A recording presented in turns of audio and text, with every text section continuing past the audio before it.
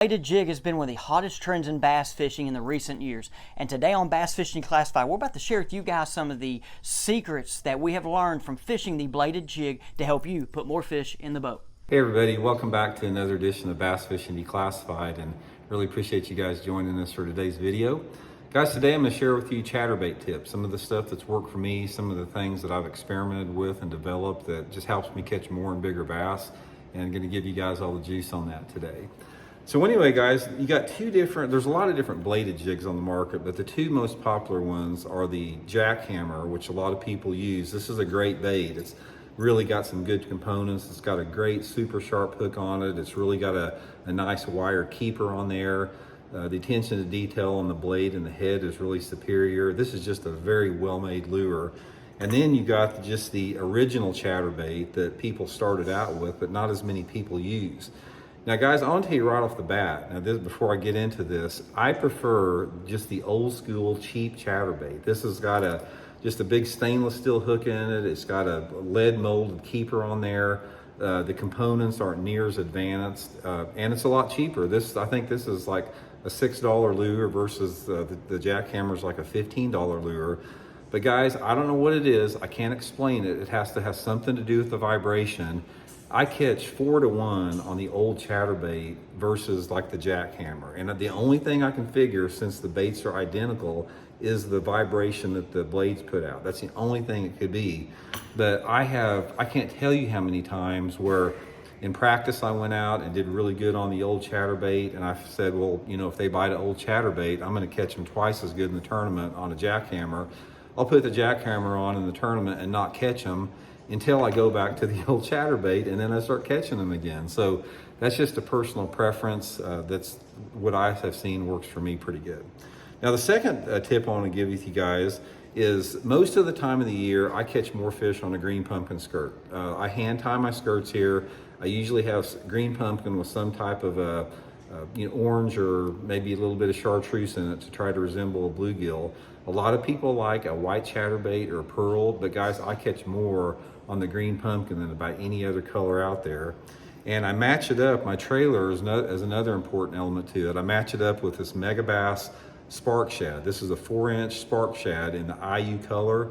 And this IU color, guys, I've caught a ton of fish on it using it as a chatterbait trailer. And I'll simply just rig it, just like you would normal. It's really important, guys, when you rig this to go in perfectly straight. You can't have it like setting off to the side or the chatterbait will run off to the side. So take your time to get it on there threaded straight. I don't cut it down or anything. I put the full 4-inch Spark Shad on there. And that's my setup, guys. That right there will get you some bites, I can assure you. The green pumpkin skirt with the IU Spark Shad on there is just money. So anyway, guys, if you don't want to spend 16 bucks on a jackhammer, just get you some old school chatterbaits, get you a package of Megabass Spark Shads on there.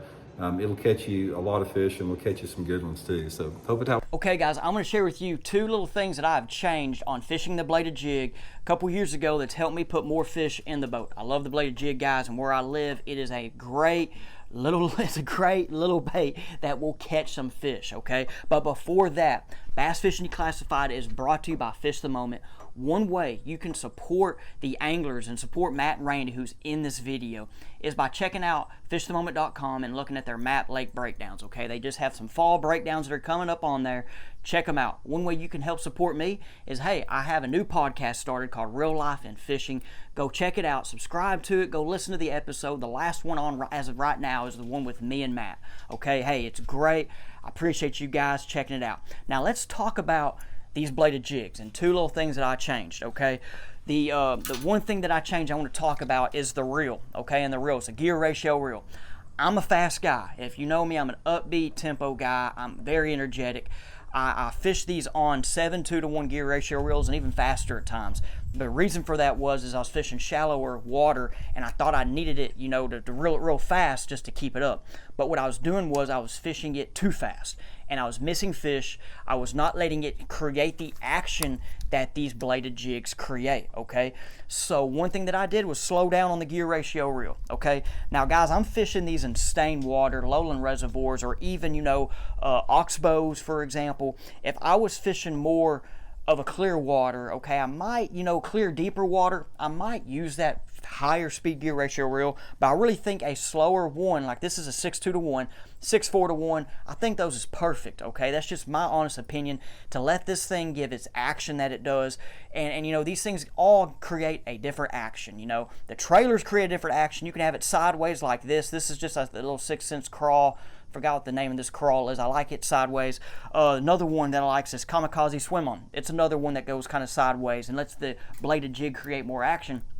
But there's a time you want to put it on there the normal way, like the Z-Craw Junior right here, okay? And like I said, there's times where, like, the fish want one over the other. I'm not going to tell you, I'm not the fish, but I've caught fish doing both scenarios, okay? But the action is different when it's this way and then when the soft plastic is sideways, okay?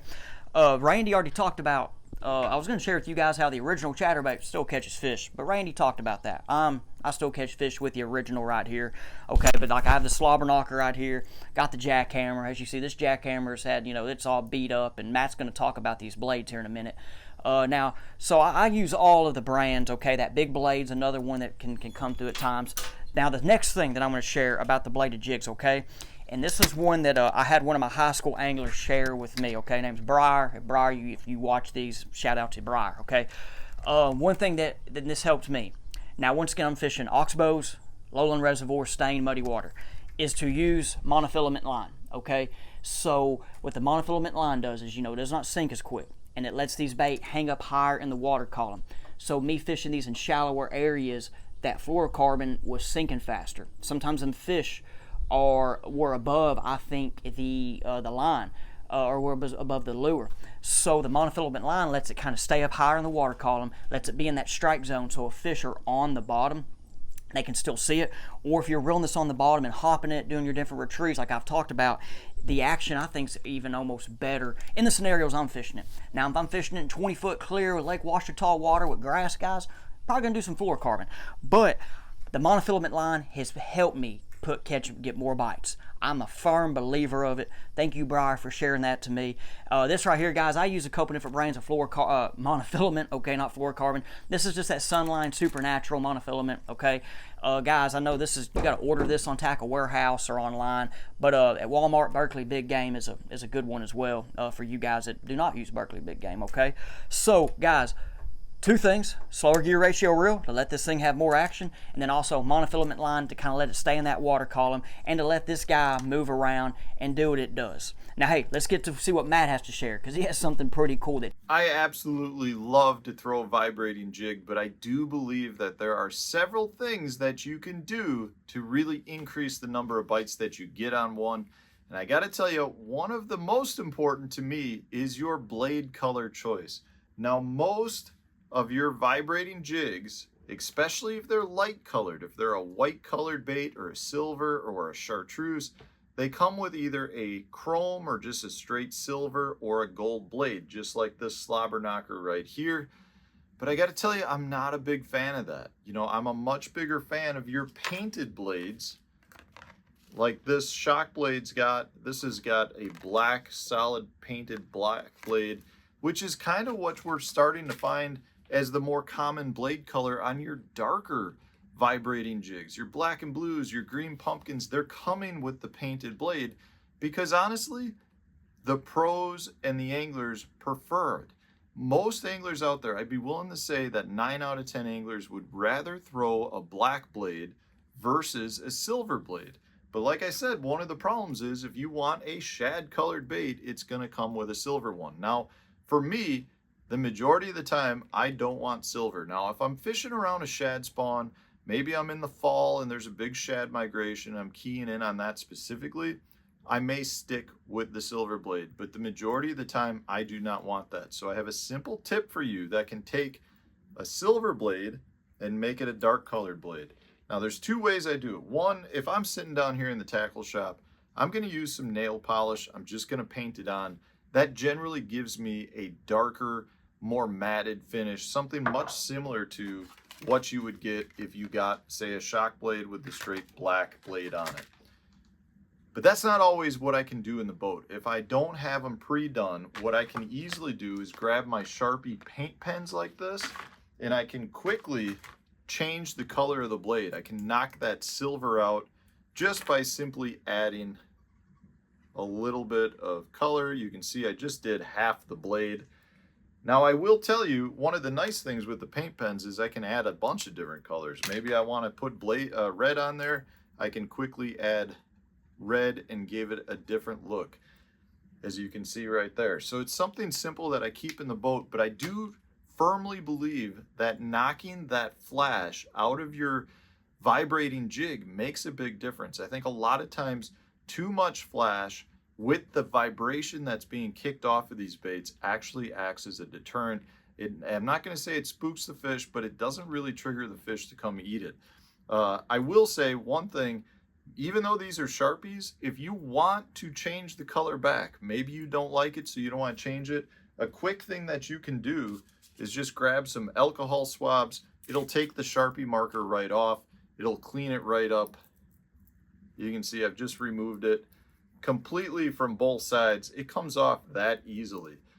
So it's something that's not necessarily permanent. Now it is a permanent marker, but I found that you can clean it up. So maybe you don't like the color that you use. Maybe you changed it to black and it's not working for you and you want to take it back to being silver. You can do that no problem, just with a little alcohol wipe. But I'm telling you guys, if you're not throwing painted blades, if you're not knocking that shine down out of your vibrating jigs, you're probably costing yourself some bites. I think it's pretty well proven at this point amongst the top level vibrating jig fishermen that a little bit of color in that blade actually will help you get more bites. So give it a try. I'm telling you, it makes a difference.